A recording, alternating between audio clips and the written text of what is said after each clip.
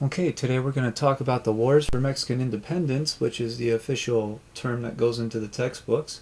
We don't call these the Mexican Revolution because there's a later Mexican Revolution in the early 1900s.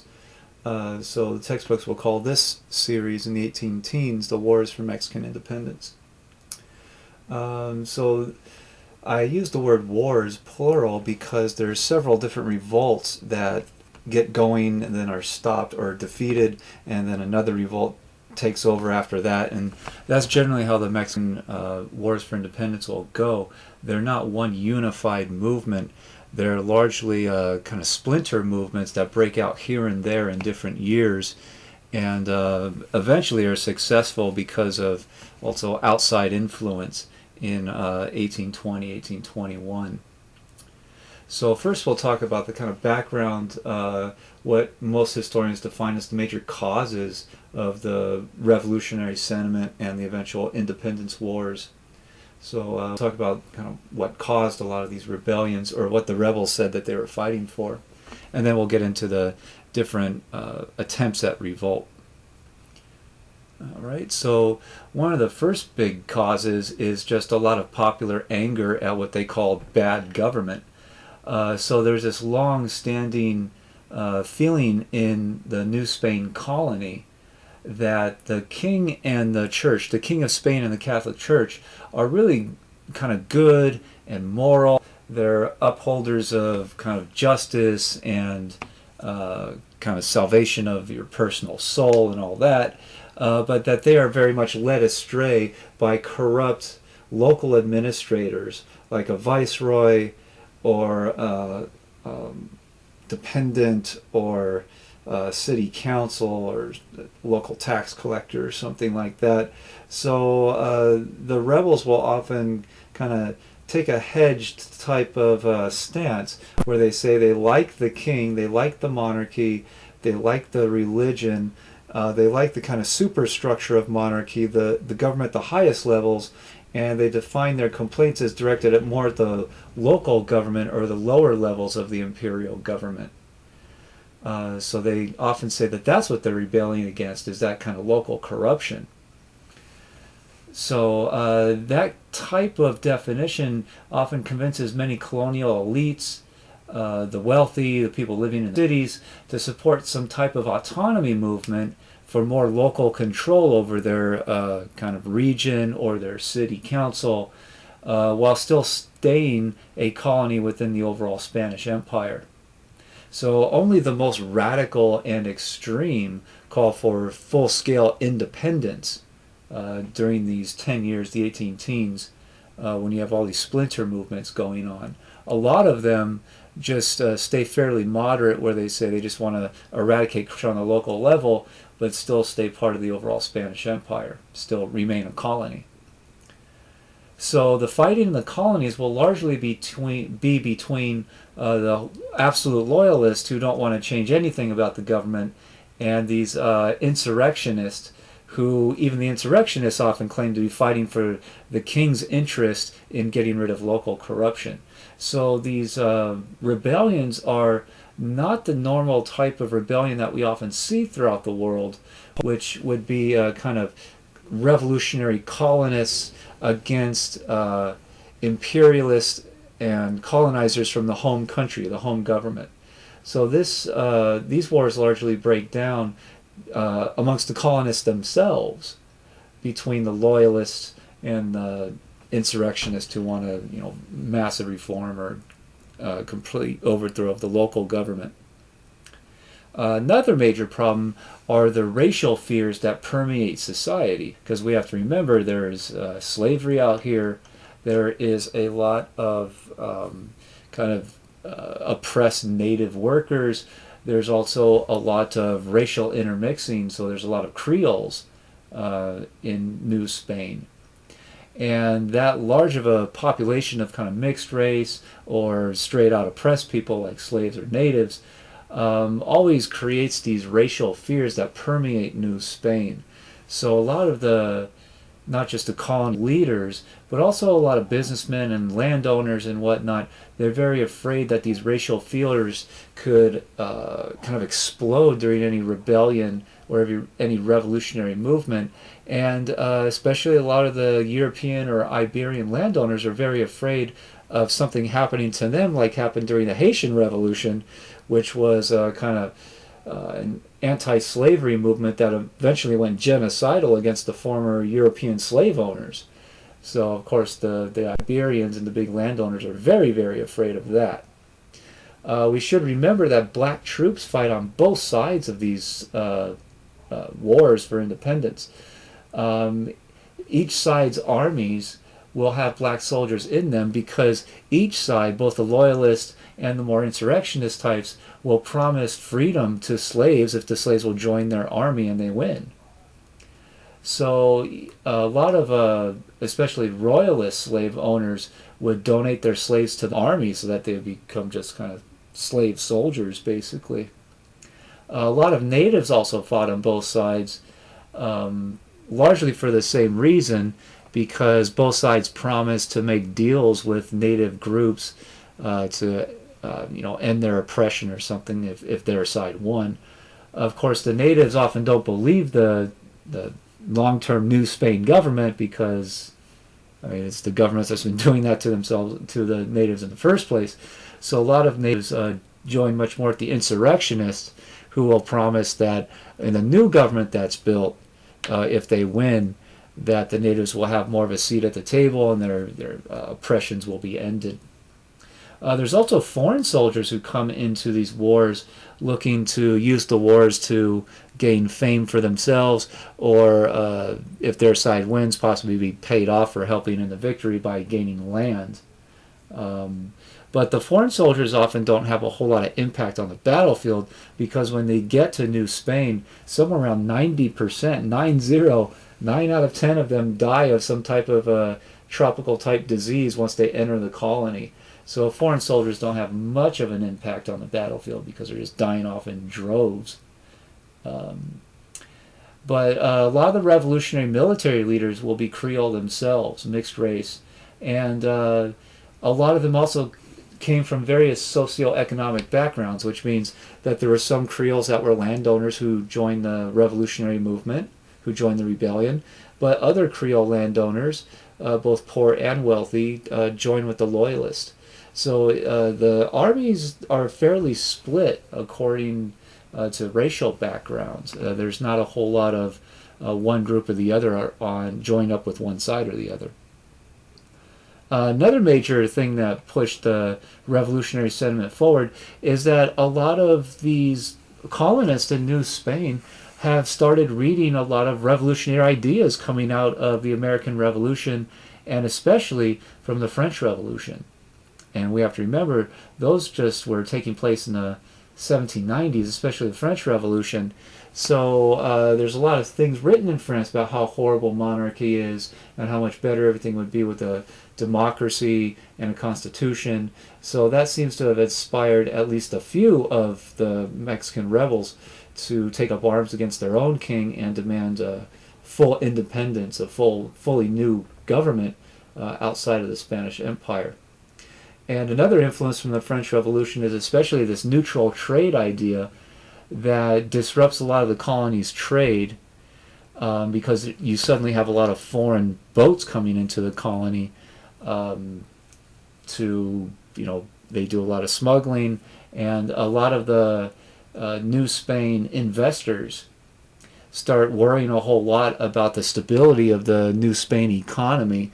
So those investors start moving their money. They start selling off their assets in New Spain and moving their money to Caribbean islands or somewhere else in order to find investments that seem more stable and therefore more profitable. So as investment money starts to leave New Spain, that obviously does a lot of damage to the New Spain economy overall. And another major factor is that the Spanish War for Independence is going on at the same time. So the Spanish War against the Napoleon invasion and coup in 1808, that is ongoing when the wars for Mexican independence start around 1810. So the Spanish government is very much distracted and confused because they're fighting their own revolutionary war basically against the French occupation at the same time. So there's a lot of distraction in Spain, which creates a lot of opportunity in New Spain, in the colony, for any rebellions to get going, because there's just not a whole lot the Spanish government can do to stop it, because they have their hands full of trying to fight off Napoleon for the first few years till about 1814.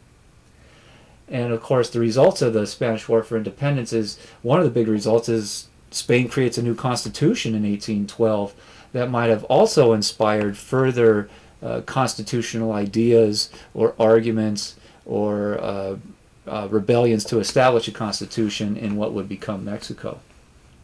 So those are the kind of four major things that are floating around that historians have identified as possible big causes for the Mexican Wars for Independence. So now we'll get into the kind of early revolts and how they grow. So the first big one is known as the Hidalgo Revolt. And this is led by a guy named Father Miguel Hidalgo y Cosilla. So he led a big conspiracy in a town called Dolores, where he basically calls on the people of the town to overthrow the, quote, bad government of the town, and that starts to grow and grow and grow.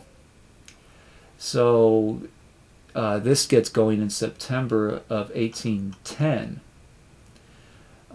When he publicly called, it appears that he and some of his friends were secretly conspiring to start some type of coup to try to overthrow the New Spain government, or at least a local part of it in their area around Dolores.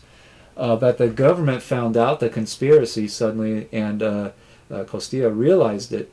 So he and his followers, they immediately just kind of quickly go out on a Sunday market day en masse on September 16th, 1810, and he publicly calls on the people to rise up against bad government, to overthrow that bad government in the name of supporting the overall monarchy and the Catholic religion.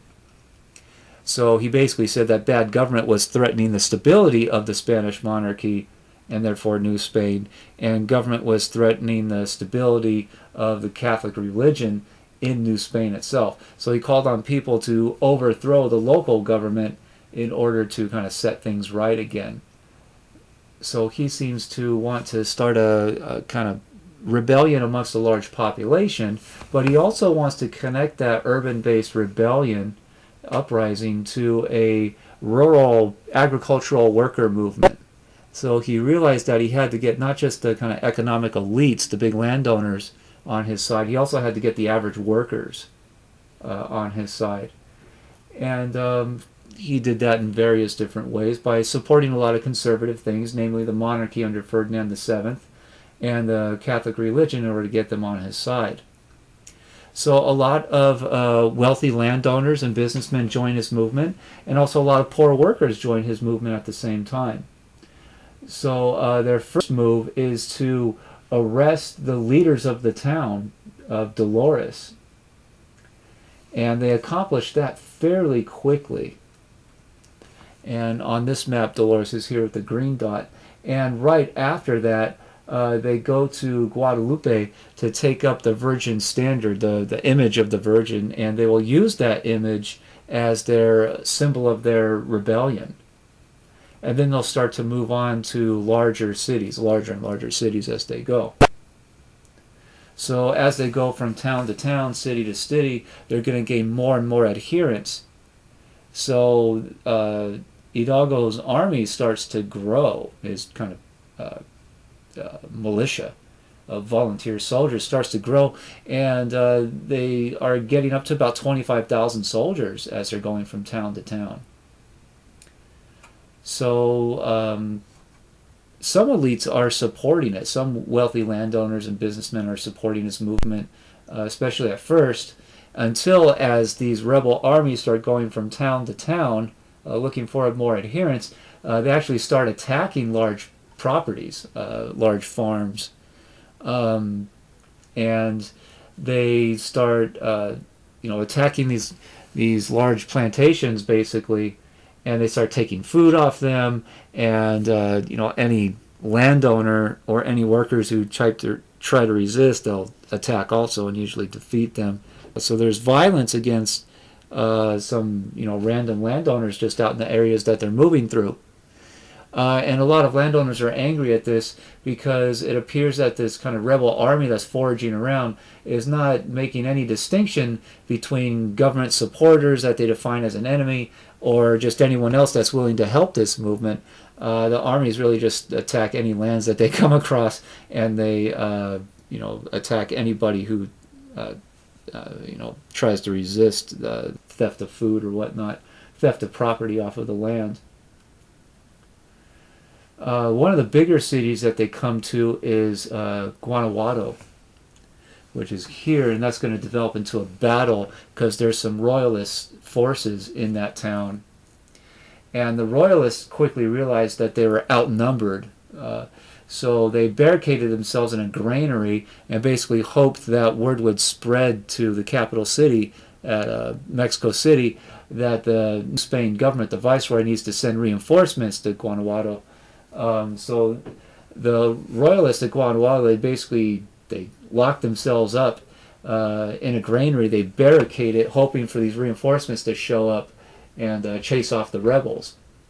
But the rebels, the reinforcements don't show up, and so the rebels eventually break into the granary, and they just slaughter all of the Spaniards inside, all the royalists and Creoles and anyone else. So this is a kind of mass butchery by the Hidalgo movement against their enemies. And at this point, the elites, the landowners, the businessmen, the wealthy, really turn against the Hidalgo movement because they argue that Hidalgo himself as a person might be all right, but he just cannot control or restrain his own soldiers from mass violence.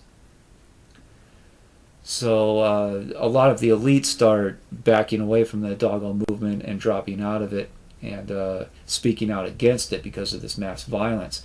And a lot of the other kind of social classes, especially a lot of the poor people in New Spain, they very much worry that Hidalgo's revolt, if he can't control the violence, that the violence will kind of spiral out of control and will turn into some kind of race war or a class war of the rich against the poor or something like that. So there's a lot of fear of what Hidalgo's movement can evolve into if he cannot control his soldiers.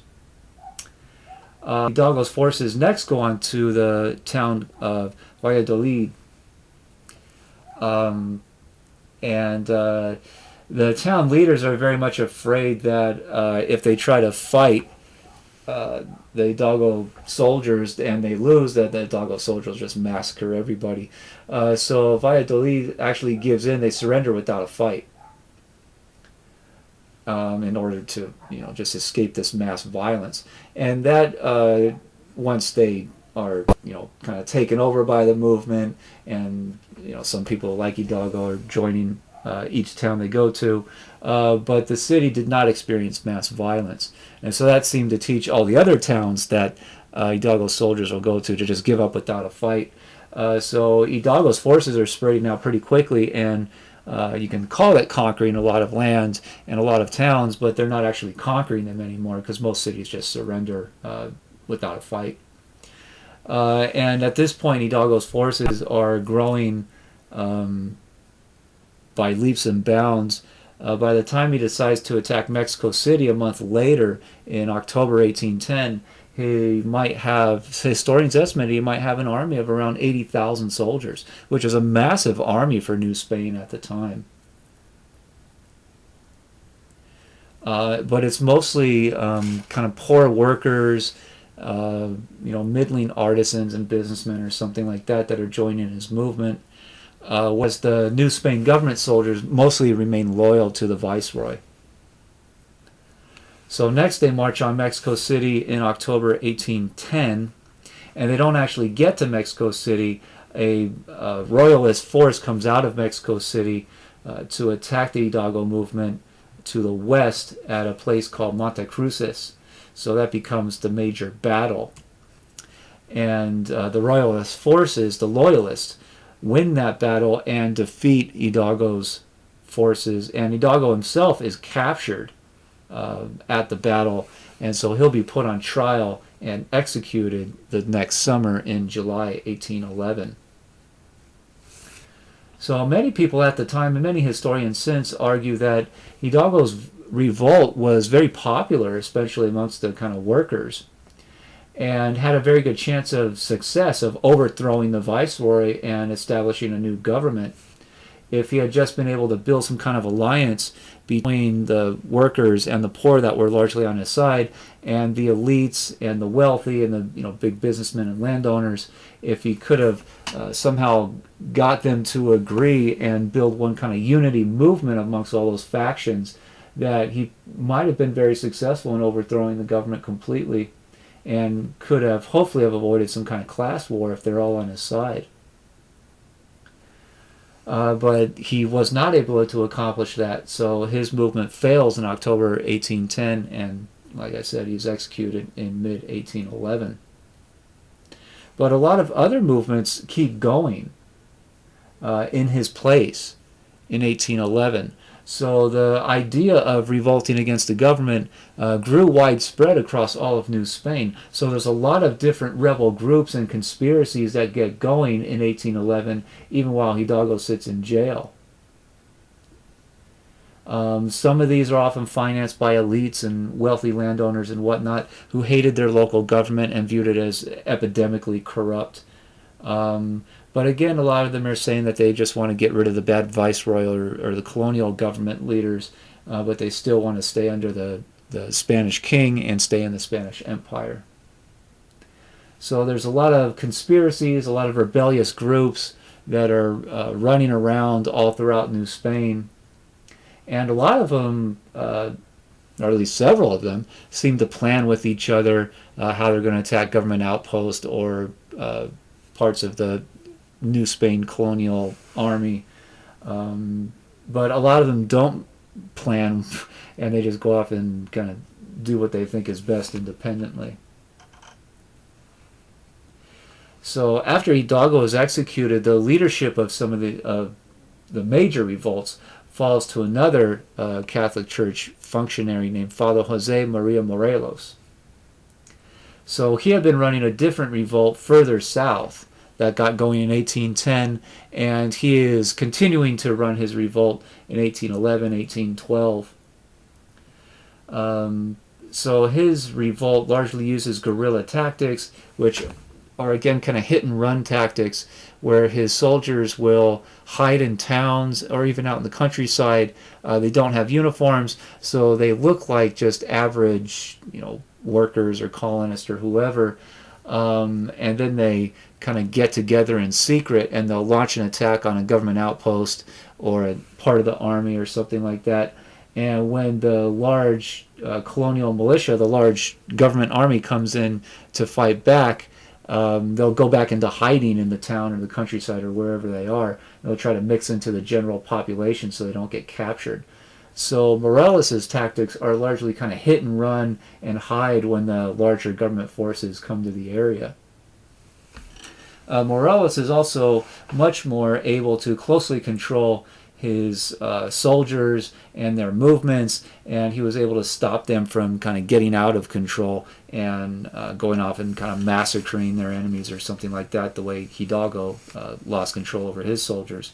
So Morelos is much more successful at keeping morale amongst his soldiers and keeping some amount of leadership over them, while also building a successful unity movement between the rich and the poor, because the rich don't fear his movement as much because, again, he has closer control over his soldiers and they're not running around massacring people.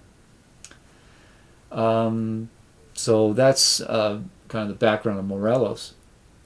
His goal is to eventually, he starts off in the southern areas and he wants to come up north toward Mexico City, and he figures if he kind of lays siege to Mexico City and cuts off the colonial government, the viceroy, from all the rest of the colony, that will basically starve Mexico City into surrender, and that's the great tactic he wants to use to overthrow the government. And he's fairly successful at conquering the land around Mexico City and from 1811 to 1812, and laying siege to Mexico City and cutting it off from the kind of outside world.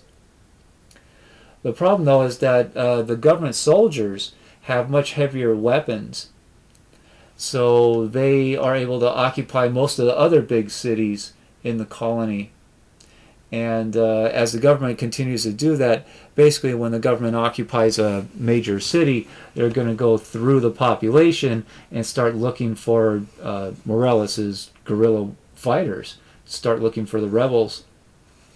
And that often doesn't work very well because, I mean, what rebel's going to, confess right off the bat? So the rebels are fairly good at hiding in the big cities, even as the government forces come through and try to clear the cities of any guerrilla or any rebel presence in the city.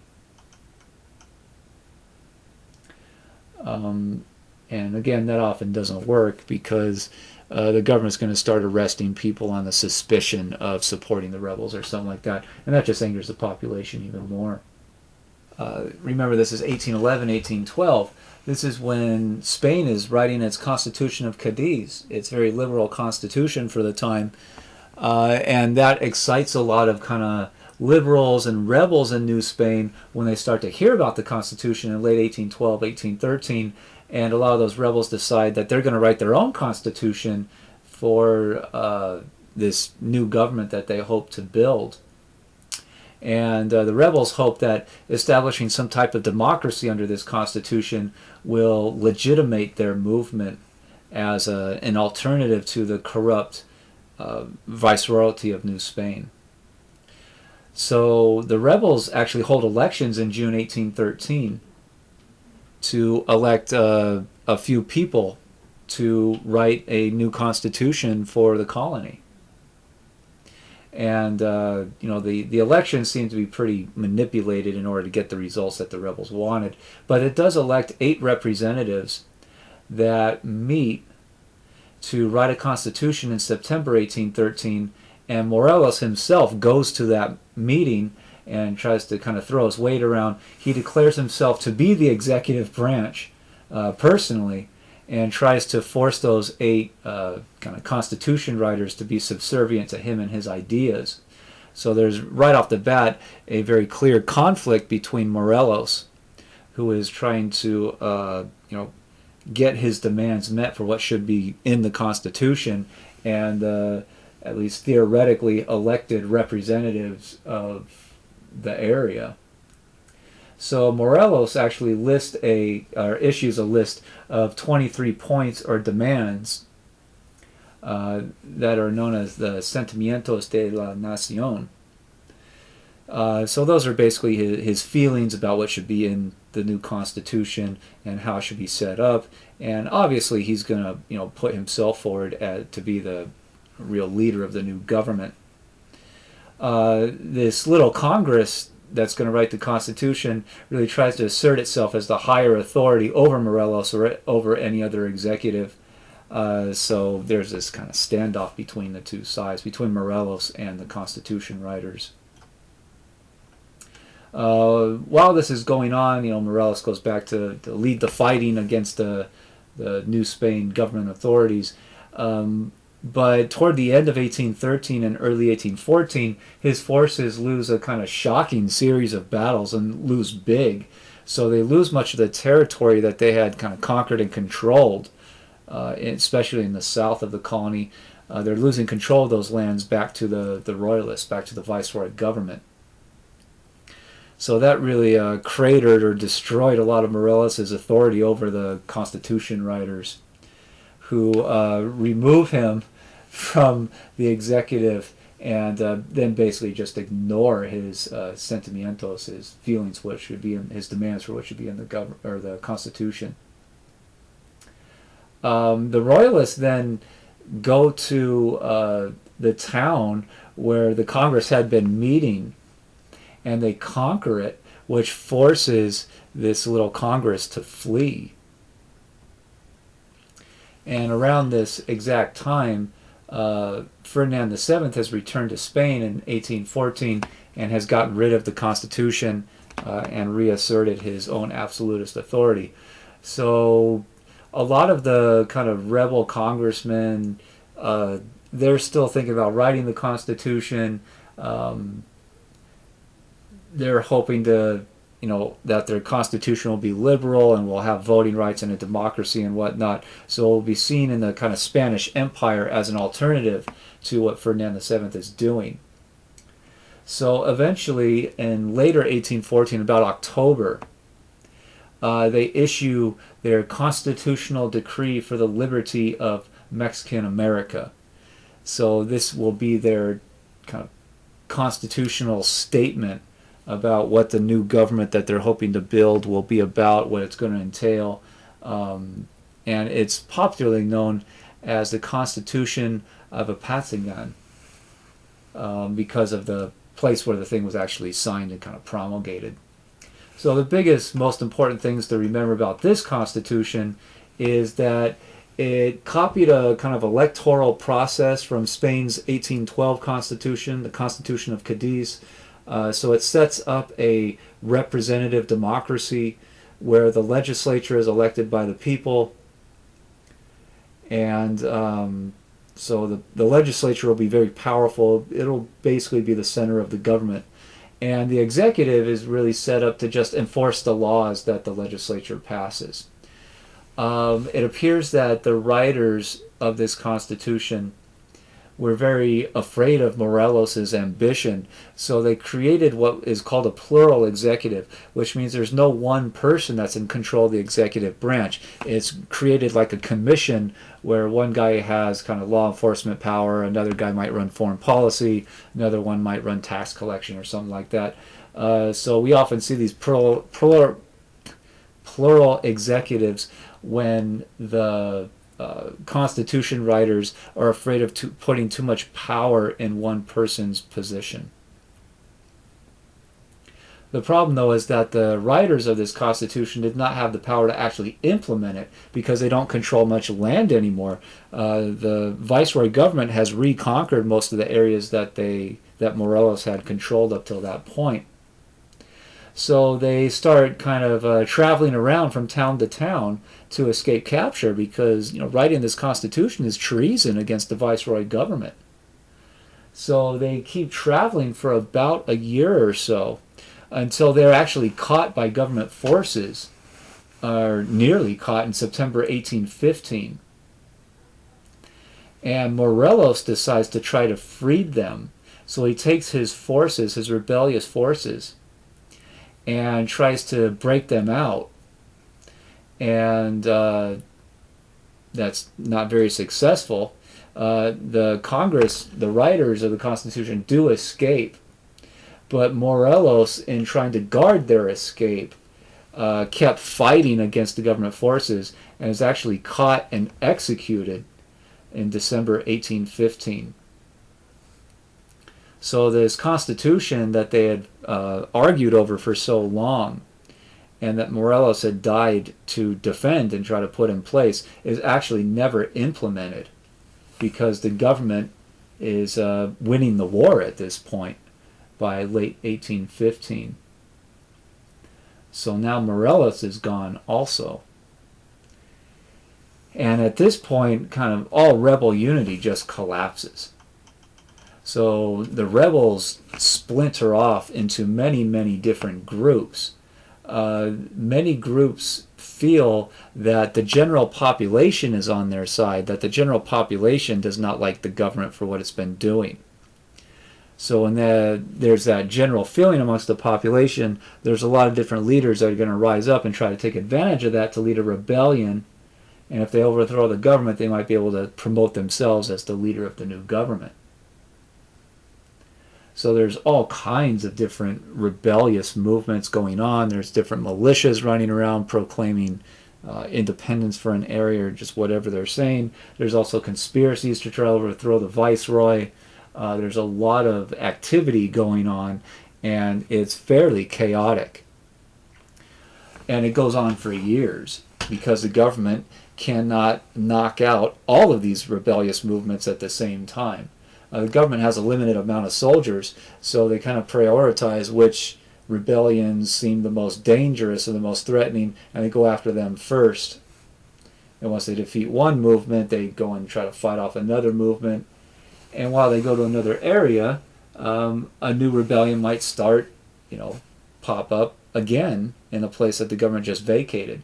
So these rebel movements are kind of like the whack-a-mole game, where it pops up in one place and the government can tamp it down, but then it pops up in another place and the government has to send soldiers somewhere else, and it just keeps re-emerging all over the place. So there's a lot of localized groups that are still fighting against the Royalists through 1819, 1820. A lot of these rebel groups, there's no unity amongst them. There's very little planning. There's very little even communication amongst them. So it's very chaotic. And again, this goes on for years. None of these rebel groups seem like a very viable alternative to the viceroy in Mexico City, the royalist government, because they seem so chaotic and incapable of unifying their forces and working together. And also because a lot of the general population were very afraid of these rebel groups. The rebels are desperate for any resources, food, weapons, clothing, boots, anything that will help them win. So a lot of times the rebel groups are very violent against their own populations, just out in the countryside, because if you go to a house and say, I need your weapon, or I need clothes or food or something, the people who are in that house might say, no way, because we're on the edge of starvation ourselves. And then the rebels sometimes just attack the general population to take things. So a lot of times the general population feared the rebel groups even more than they feared the government.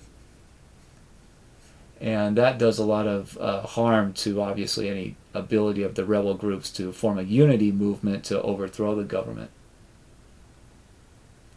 And again, a lot of these rebel groups use guerrilla tactics. So they're hit-and-run tactics against the government. And when the government sends its forces to the area to fight back, those rebels will just kind of go back into hiding and meld back into the general population. So the government will investigate towns and cities and even the countryside. They will arrest civilians and even execute them on the mere suspicion of supporting rebels or separatists. And that support can even mean giving them food or clothes, which a lot of times the rebel groups might just take from people. So the general population is really caught in a desperate bind between either rebel groups that are violent against them, taking what they want, or the government forces that accuse people of supporting rebels even though they never really wanted to support them. So there's a lot of violence. There's a lot of kind of rampant murder going on, and it's a really, really difficult position, and really an impossible position for the mass majority of the society. And some government generals use a scorched earth policy to destroy entire towns just on the mere suspicion that that town had supported rebels at some point recently. So over time, a lot of the population, they hate the government, but they also hate and distrust the rebel groups in the area. So the general population doesn't know what to do. They just really want an end to all the violence. The viceroy governments they run two different major tactics. Number one is to try to find the rebels and kill them or arrest them. Number two is, if they're arrested, the viceroy often offers pardons or amnesty to soldiers who surrendered, rebel soldiers who surrendered, and were willing to name their leaders.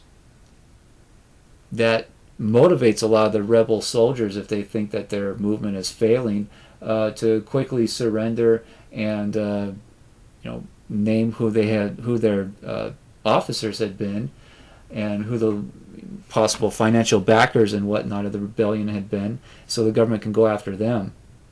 And the average kind of rebel soldier just goes back home, really. So the viceroy offered a general pardon to all rebel soldiers who surrender.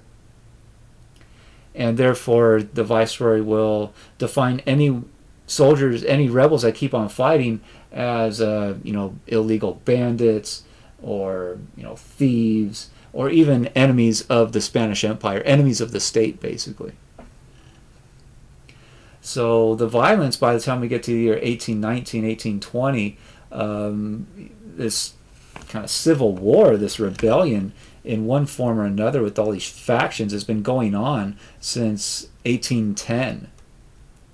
And going on 9-10 years, has, historians estimate, has killed off about 10% of the population in New Spain. So this is mass violence, and it's horrific.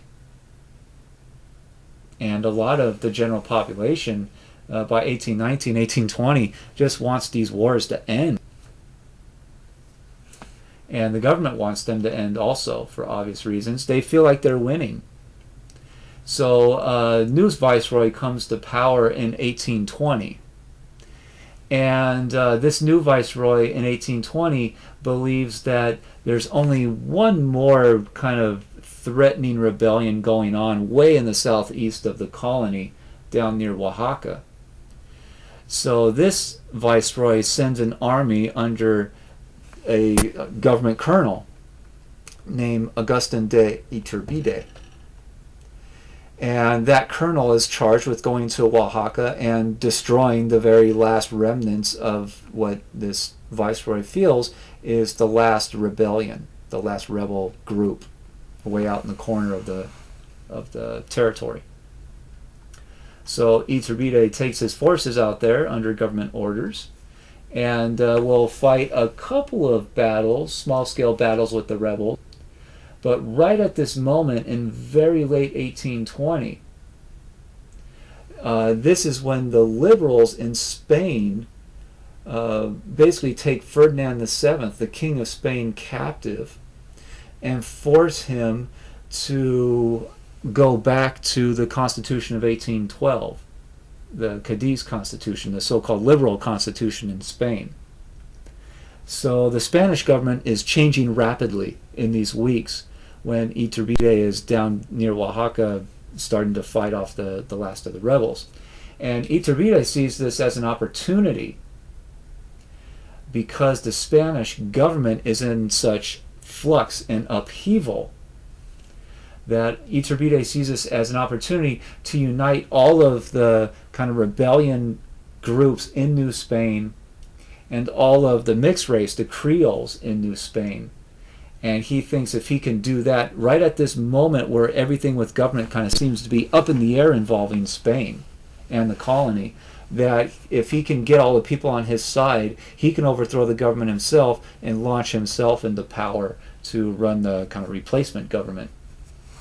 So after a battle, he invites the rebel leader Vicente Guerrero to join an independence movement to overthrow the government and set up something new. Right at this moment, Ferdinand VII is bringing back the Constitution of 1812, and that Constitution calls for elections, democracy. So a lot of the Spanish colonies throughout Latin America, as we now know it, start also talking about holding some kind of elections because a lot of them are in rebellion at the same time in the 18 teens. So New Spain will hold elections in 1821. And the liberals who run for office and the rebels under Iturbide kind of combine forces in 1821, and they basically demand the viceroy resign, and they will come up with their own new government on their own. And the viceroy does resign in 1821, or early 1821, and Iturbide writes down what he calls the Plan de Iguala, which is basically a plan for a new government. And it's called the Plan de Iguala because this is the place where he actually wrote this down and kind of signed off on it. So the plan contains several major points. Number one, it will create a new government, an independent government called Mexico. And it will put Spain's 1812 constitution in place as the law of this new government until Mexican representatives can get together and write their own constitution. The plan also formally offers the crown of Mexico as a kind of kingdom to Ferdinand VII, the King of Spain, for stability. The plan also offers to protect all church property and the Catholic Church itself under this new government, and to all protect the Iberian landowners' property. So there's not going to be a big revolution to take away all the Spanish landowners' property and redistribute it out amongst the workers or anything like that. So his plan is really a combination of liberal ideas, having a constitution and having a democracy elected to write a new constitution. But it's also combining those kind of liberal ideas with very conservative ideas. They're still going to have a king who's the executive branch, and the king will be the same guy as the King of Spain. At least that's their hope. And it's also economically conservative because they're not having economic upheaval. They're not going to kind of redistribute massive plantation lands. They're not going to take over massive businesses in what is now Mexico. They're going to basically keep the landowners and the businessmen intact and keep them in place. And it's also religiously conservative because it protects the church and its lands and really makes the church into one of the big pillars of society still.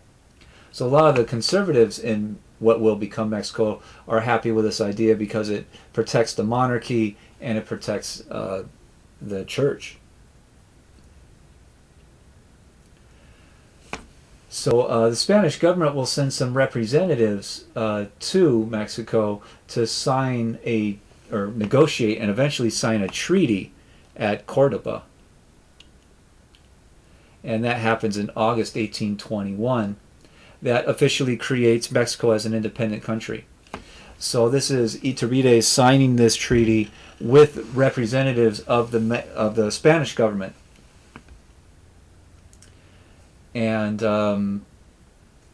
even Ferdinand VII's deputies, his representatives, agreed to this and signed it.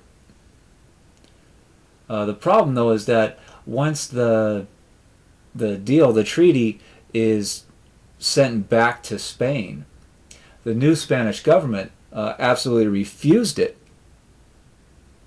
So they refused to accept it, which really threw everything up in the air. So now there's no stability at all.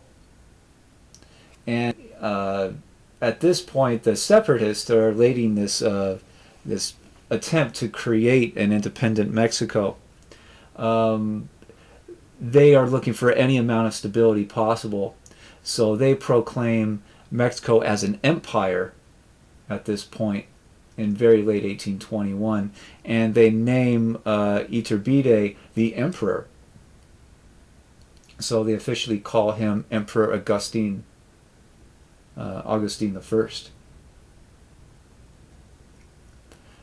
And this is now an imperial government, a hardcore monarchy. So all these ideas about constitutions and elected democracy and whatnot, they are not put in place because the leaders of the separatist movement, the independence movement, really panic when the Spanish government refused to give them independence. So they feel like they have to bring together a consolidated, powerful government right off the bat in order to guarantee their independence, because who knows what Spain's going to do after this.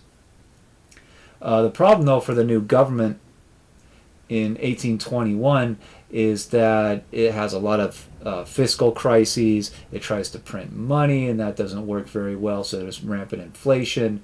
And there's a lot of political factions. Some of the revolutionary leaders do not like this new government because they want a democracy. So there's several different kind of political parties and factions that are underneath the emperor, and they don't agree on much of anything. So the instability of this imperial government collapses within about a year. And a new government has to come together and eventually they will write a new constitution, a federal constitution that will create a federal constitutional republic in 1824. So when they do that, they try to, after 1822, when the imperial government collapsed, Iturbide went into exile, and in 1824 he actually tried to come back and reassert some control over this new constitutional republic.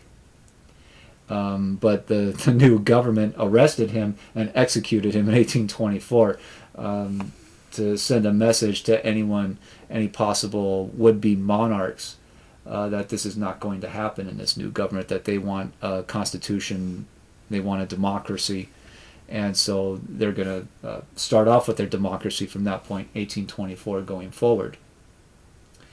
This also has a kind of ripple effect on the areas just south of Mexico, which was known as the Kingdom of Guatemala, which was all of modern-day Central America, so much larger than today's Guatemala. It kind of took in Costa Rica, Nicaragua, and Honduras, and a lot of these other places.